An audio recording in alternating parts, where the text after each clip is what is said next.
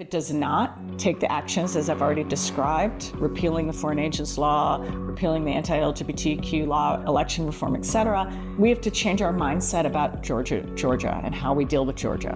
I don't think we can consider them a democratic partner. Many people call these Georgian elections decisive or pivotal. What does the victory of Georgian Dream mean for the future of Georgia? First of all, we need to question whether or not this was a victory for Georgian Dream. I'm not convinced that these elections reflect the will of the people. I don't know. But the level of irregularities in this election, and I've observed many elections in Georgia, it's exponentially higher than any election that we've seen since maybe 2003. But beyond what happened on election day, the pre-election environment itself was not conducive to democratic elections. I mean, you had violence against opposition, civil society, and journalists. You had lawfare being employed against civil society. You had laws that were passed that were undemocratic. You had the ruling party intimidating and abusing state resources, and you had a campaign that was basically based on undemocratic principles. Georgian Dream government was campaigning on obliterating the opposition and having Nuremberg trials for its critics. So all of these things together do not create an environment of credible elections. I cannot say definitively whether these election results do reflect the will of the people or not, but doubts are in place. So what does it mean going forward for the Georgian Dream government? I think there'll be an expectation that significant actions are taken. They cannot just reset and be like, okay, let's start over with our international partners. It's not going to work like that. I believe international partners, the US, the EU, is going to demand that they see certain actions, revoking the foreign agents law, revoking the anti-LGBTQ law, perhaps even annulling results in certain polling stations where there were huge irregularities, maybe calling for early elections, definitely implementing election reform. I do not think that there's going to be business as usual. If there was electoral fraud, how realistic do you think are the chances of the voters of the opposition to overturn the result? Very slim. We've had irregularities, and when I was living in Georgia, we observed irregularities, and never once was any of them investigated or anyone brought to justice. If despite protests at home, protests abroad, Georgian Dream stays in power, manages to hold in power, what will be the impact for the state of democracy in Georgia, for the country's foreign policy orientation?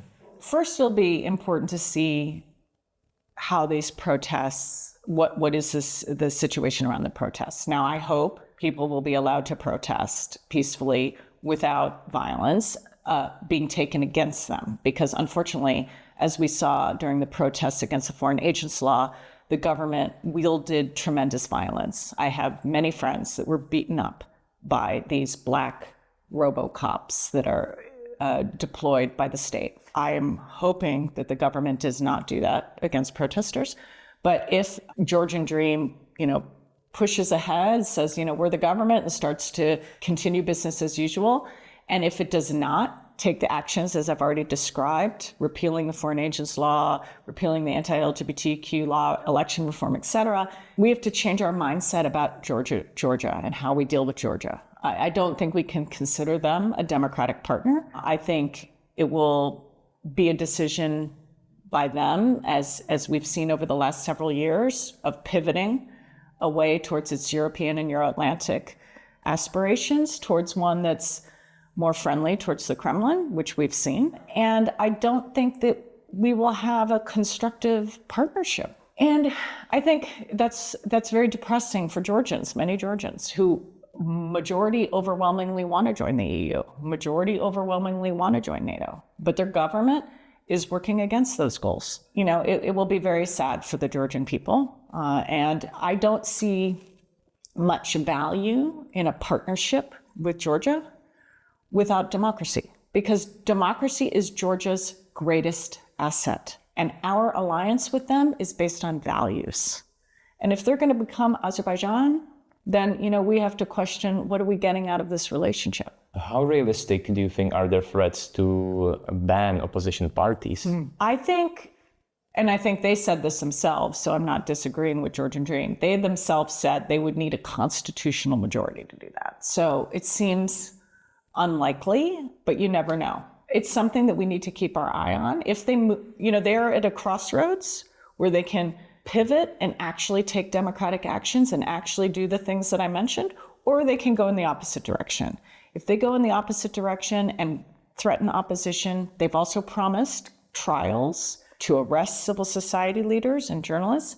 They can start implementing the Foreign Agents Act, but they don't even need the Foreign Agents Act. We saw ahead of the election that they used other instruments of lawfare to go after Transparency International, whether it's about taxes or corruption, or they went after the Atlantic Council, which is an international organization. There's mysterious charges against two of my friends that work there.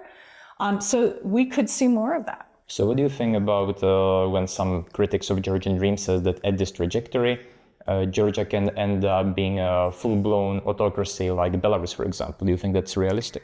I really, it's very difficult because I'm an optimist and I don't want to see that, but certainly that's possible. We've seen countries go in those directions and it's heartbreaking. I also, though, believe that the Georgian people have unbelievable resilience and a strong will. I think a lot of different scenarios are possible. It could be just closed, autocracy, crackdowns. We could end up with a Venezuela-like situation where there are strong actions from the foreign community. There's sanctions, I think sanctions against Bazinova. All these things could happen, and then you're just still stuck like Venezuela is. Or you could see ground swelling of public pressure that goes in the opposite direction, which we've also seen in Georgia. And we've seen in Ukraine, and we've seen, in 1986 in the Philippines, Marcos was put on an airplane and flown out of the Philippines through people power. So this is also possible. And I'm not saying that that's an easy outcome, but it's hard to predict. What would you say to the statement of President Zurabishvili when she compared the election to Russian special operation, when she said that the ruling party used methodology of Russian special forces, special services? Well, certainly it's very difficult to know the role of Russian special services in Georgia. I have heard that even earlier in the spring, when there were the protests against the foreign agents law, that there was some support of the special forces from the Kremlin. I don't know. And what's important to note is that the Georgian Dream campaign messages and the Kremlin campaign messages were exactly the same. They were in lockstep. So I do think that there was, whether it was formal information sharing or coincidental, they were working in coordinated way during the campaign. Zurabishvili might have additional information that I do not about more specific ways in which Russia was involved in the election. You said yourself that the Georgian population is in majority pro-NATO, pro-EU. The country has direct experience with Russian aggression. So how does Georgian Dream maintain such a strong support? Even if the vote was tampered with, they still scored strong support, a strong result. Well, I think there are a couple reasons. One, information space. So a lot of, particularly outside Tbilisi, many people are getting their information from a dominant news channel called Ameti, which is very much a Georgian Dream pro-government news channel. So that's part of it. They're not exposed to a lot of opposition or independent news. Local independent media has been eviscerated, as in many countries. Local media really is critical and unfortunately is underfunded in Georgia. And a lot of the older generation, I used to do polling in Georgia. When we would ask people about their information sources, a lot of the older generation doesn't have access or doesn't use the internet. So they're really getting information silos. Two, the majority of people employed in Georgia are employed by the state. There's a culture and practice in Georgia that state employees vote for the government because they fear that if they don't, they will lose their jobs. And that's not a silly fear, that's a practical fear, because we saw when there was a change of power before that many state employees, not just the political leadership, but bureaucrats lost their jobs. Third, while Georgians definitely support the EU and NATO, if you ask them, and I asked them in my polling when I was there, what's the top 5 most important issues to you? Economy, economy, economy, economy, economy. Not EU, NATO. Economy, economy. Jobs, trade. Lots of Georgians are really dependent on trade with Russia. They do not want to have sanctions because they rely on that trade.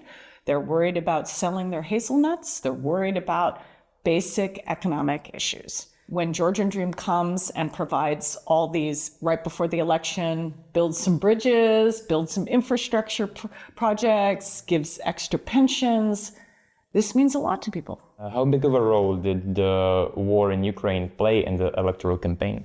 A very big role. I think it's and this is where the international community also needs to do better, not just by Ukraine. We should be supporting Ukraine because Ukraine needs to win this war. Because Ukraine needs to be sovereign and independent. We also need to win this war because of countries like Georgia, because the Georgian Dream government thinks that Russia's winning. And the Georgian Dream government doesn't think the international community has the resolve. And they are making a bet, they're making a calculation. I think that what's key to not only winning the war in Ukraine, it's winning the war for democracy, for the whole region, and maybe even more broadly for the world, for Taiwan, for other places. And I think the Georgian Dream government manipulated the war and frightened the Georgian people. And so as I mentioned, their whole campaign was, do you want to go into a second front? The US is pushing Georgia into a second front. Do you want to go to war? And absolutely, you might have seen the disgusting images that they put up of blown out scenes from Ukraine of devastation and then a pristine Georgian church. They were manipulating people. And if you're a Georgian citizen and you've experienced Abkhazia or 2008, that's effective messaging. For anyone, anywhere in the world, the fear is an effective message. So yes, they definitely are watching the war and they are manipulating. So if Georgian Dream stays in power, how do you think this will affect Georgia's relationship with Ukraine in the future? Well, again, it depends on that road I told you about, like whether they really change behavior and action.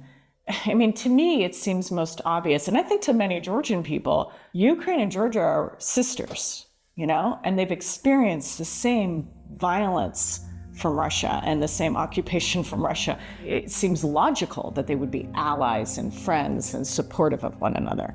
That's what you would hope to see. But I can't say that that's the future because I don't know what Georgian Dream is going to do.